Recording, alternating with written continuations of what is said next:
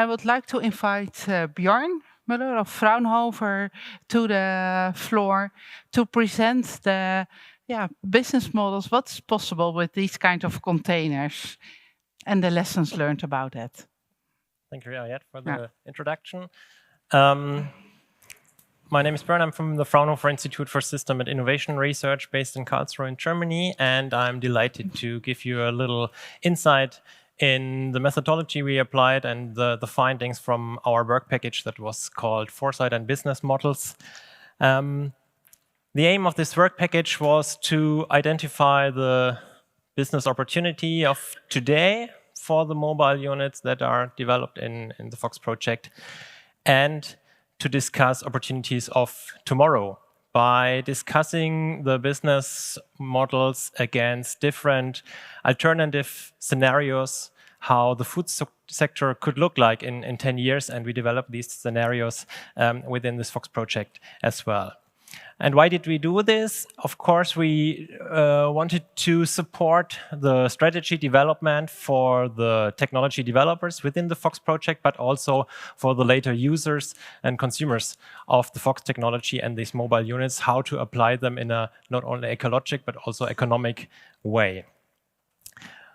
We started our foresight process with a horizon scanning because we wanted to include all different kinds of trends and topics that are shaping the food sector at the moment, that are, of course, technical developments, but also a lot of social developments and innovations that we wanted to include. That's why we started with a very broad horizon scanning and then focused it more down to the trends and topics that were relevant for this project, and came up with 50 trends that we had in a short description, and 15 where we said they are more relevant for the project. Here's just an overview, of course too small to read, but they are published so you can read and check all these trends that we discussed in the project later.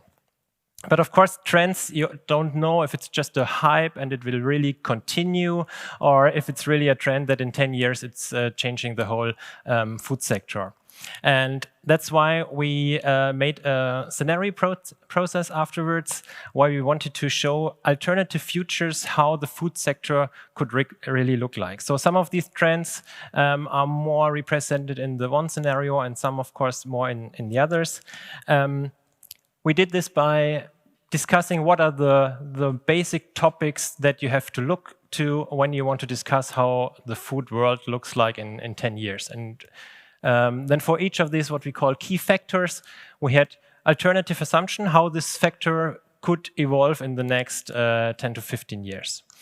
Here you see an overview of these 18 key factors. So there are, of course, some technical aspects, but there are a lot of social aspects as well, or regulatory aspects. And all of these 18 key factors we discussed and discussed alternative assumption, how it could look like. So to give you one example, we had the factor artificial intelligence in the value chain that's discussing how artificial intelligence will be included in the food value chain. And we didn't discuss what is technically possible, but in each scenario, what is really implemented and where is artificial intelligence used. And on the right side, you see the headlines of these three alternative assumptions that we made. So we had one assumption where the whole value chain is intelligent. At every stage, artificial intelligence is used and data is shared all over the value chain. So all actors have access to all the data that is generated from processing to consumption at the end. In another scenario, the artificial intelligence technologies are only used at specific stages of the value chain, but there's no interchange of data or information within the different stages. And the last assumption, the red one here, is more or less to say a one-way street of information. It's only going to the retailer. So retailer have a lot of market power because they have all the information that is generated during the whole value chain, but they are not sharing this information back along the value chain. And these three assumptions then are part of the three different scenarios that we formulated. Of course, that's just the headlines. And of course, there's a lot of more information behind these headlines with a lot of more information how we assume in the yellow and the red and in the green world how artificial intelligence could be used in the food value chain. And we did this for all these 18 topics that I just showed you and combined them afterwards to full scenarios. And the result was these three scenarios that you see here. We had a very open process. We had only one constraint, and that was that we wanted to generate sustainable futures. So that was the only thing that we had, so to say, as a pre-setting. We said we want to draw pictures of the futures that are sustainable. So on the left side, you see scenario one. It's a world where policy secures sustainability, a lot of regulations, of course. In the middle, it's more society-driven approach where there's a lot of demand for green products, for products that are valuing biodiversity and so on, and people are willing to pay higher prices for products that are produced in a sustainable way. And the last one, scenario three, there is a CO2 currency in addition to a normal currency, so to say. So a second currency where people have a certain budget that they can spend on CO2. And retailers dominate trade and consumption. However, the retailers in this scenario know of their responsibility and they use it in a very sustainable way, more or less driven by their own interest that their company makes profit tomorrow as well. That's very short, only the headline of this scenario. Of course, we did a lot of storytelling and we described this scenario really as pictures of the futures and we published them as well.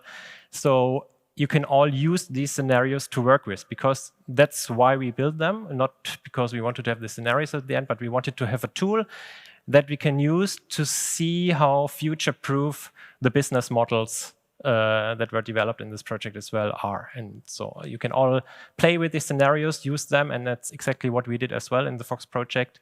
And I will show you a little bit how we did this.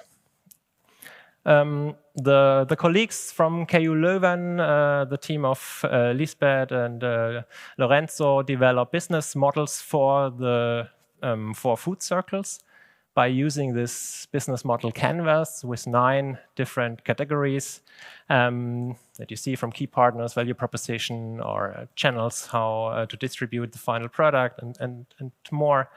And the idea was to have ideas how the Fox mobile units can be used in the future. And the idea was either that for a farmer is using this mobile unit, or a cooperative is using this mobile unit, or of course a processing company. So that were the 3 types of business model that were developed. And we wanted to test how robust are these business models then against different alternative futures. And we did this for every food circle and every scenario. So here you see one example of this business model canvas filled out. And you see here in yellow, scenario 1, policy secures sustainability. And then we organized workshops and discussed how does this scenario have an impact on the assumptions that are made here in this business model. And we collected all the inputs from the participants by a traffic light system. So green, okay, the scenario is more or less helping this business to be successful. Yellow, there are some changes needed, and red, the scenario making it really hard for this business model to be successful. And then we merged all the inputs and got finally this kind of heat maps that gives you a very visual and quick information on how future-proof the business models are for each scenario. And you can see there where it's orange or red, that's obviously the categories of the business model canvas where if you assume that this world will be true, there has to be some adjustment made in the business model or in the technology or in the mobile unit to be successful.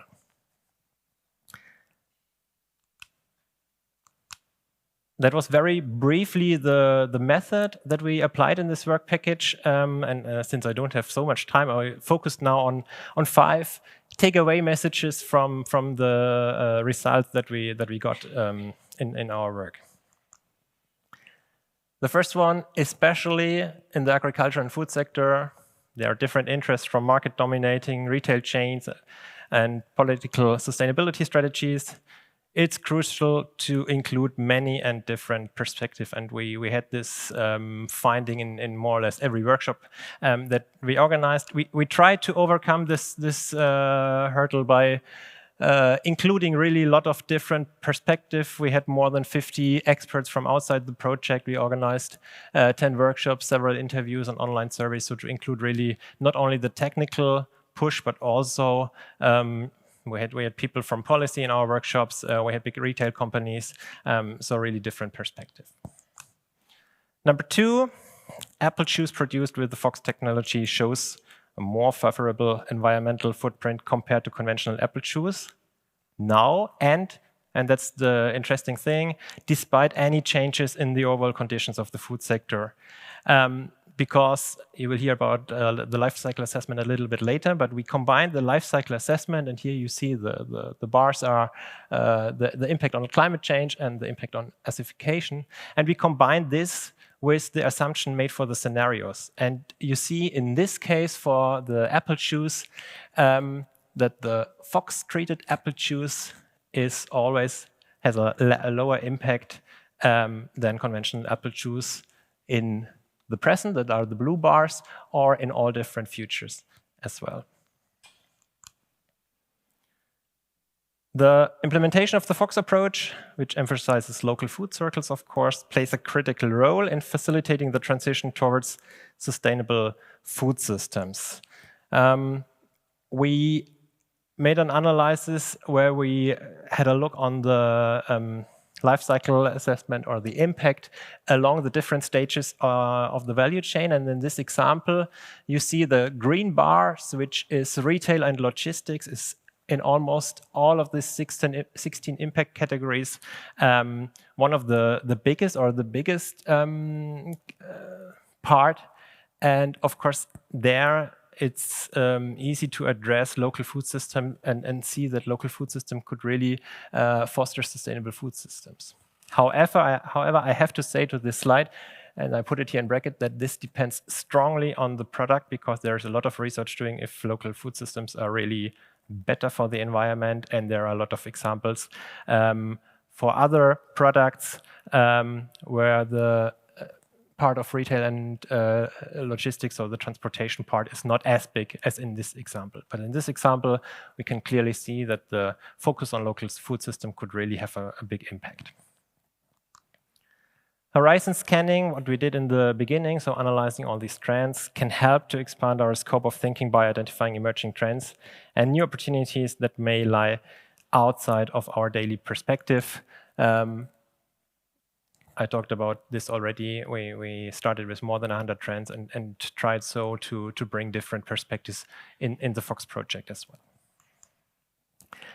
And the value proposition, that's the core of this business model canvas, so to say, the middle category, received highly positive feedback in all the workshops we organized, being considered future resilient in almost all scenarios and all food circles. And this indicates that the unique value offered by the mobile food processing unit resonates well with the customer need, or the need that the farmers cooperative or user of the mobile units have, and it's likely to remain very relevant in the future. Here I just showed some dissemination that we did, and especially on the right side, we published all the things I talked about now in brochures. You can find them here in the room. Feel free to take some copies. You can download them on our website as well, or on the website of the Fox project. Or if you want to rather have a printed copy, then just write us an email, and we are happy to ship you a copy of these brochures as well. Thank you very much.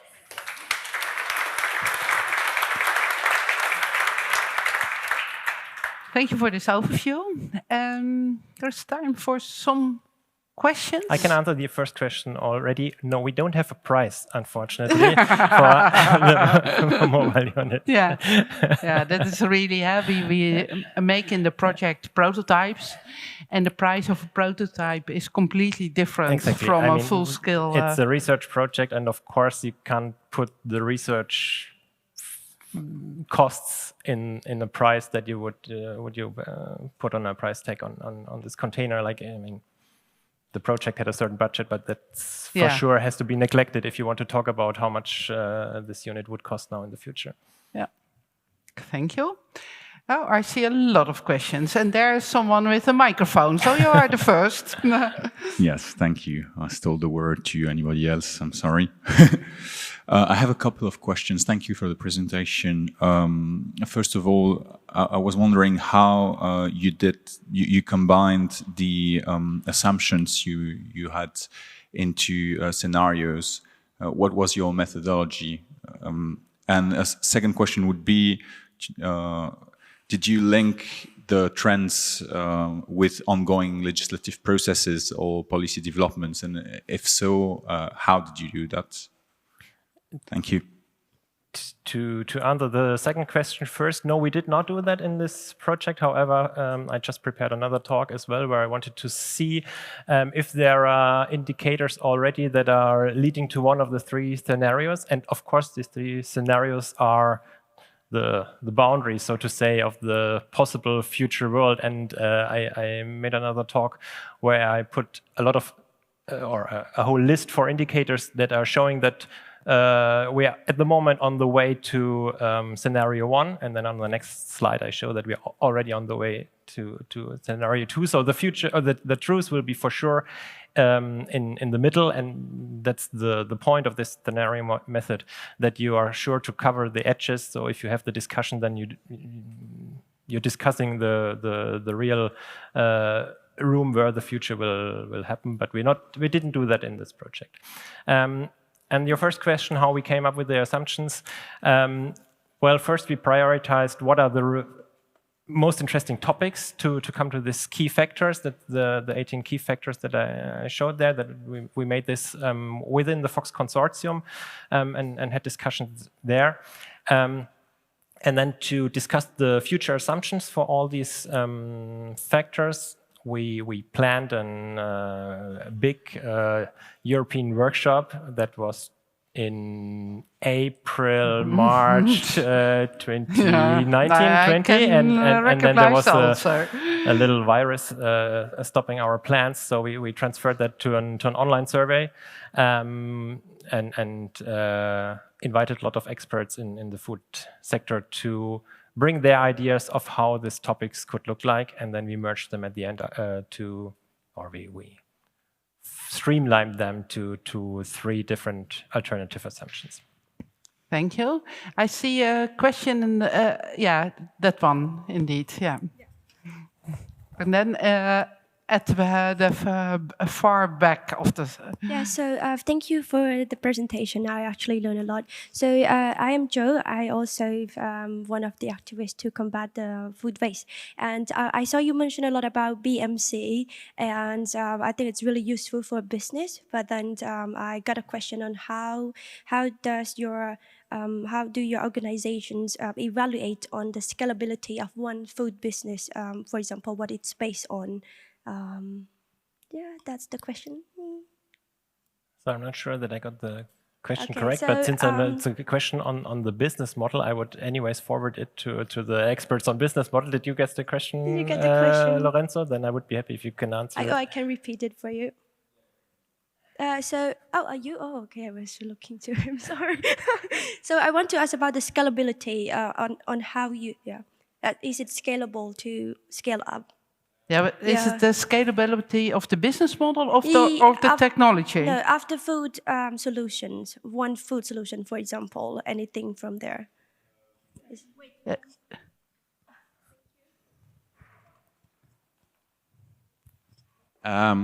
We didn't consider the scalability of the business model itself, so we just investigated the robustness of the assumptions that we made, but we couldn't investigate how feasible is the scalability to take this solution to a big scale.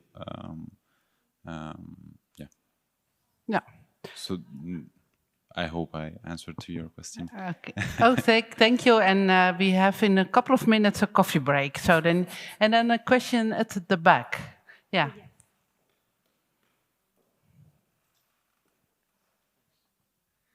Yeah, thank you for the presentation. Hi, I'm Melchior from the Netherlands, and I was interested, since you've been looking at this from a systems perspective, interested to hear your view on, do you think local processing should totally replace centralized processing? And how local is local? Should you have processing at each farm at one extreme, or at every 50 kilometers, like in Finland, or should you have, what are your views on that? I'm curious. I would say the truth, of course, is in the middle. We had extreme assumptions in the scenario. In the second one, we had the assumption that 80% of the food you're consuming is produced within 1 mile radius. Of course, that won't happen, but we wanted to have a dramatic assumption to see what are the implications on that. And we are not doing the research on if local is really better for all the food, for all different kinds of food. But we did some literature research, and there are quite big differences. Local is not always better. I mean, the efficiency with which some products are produced at other places of the world will by far compensate the transport, for example. So some products are produced in South America with so much lower impact than they could be produced here, that the little bit shipping them here justifies a non-local production for some food items.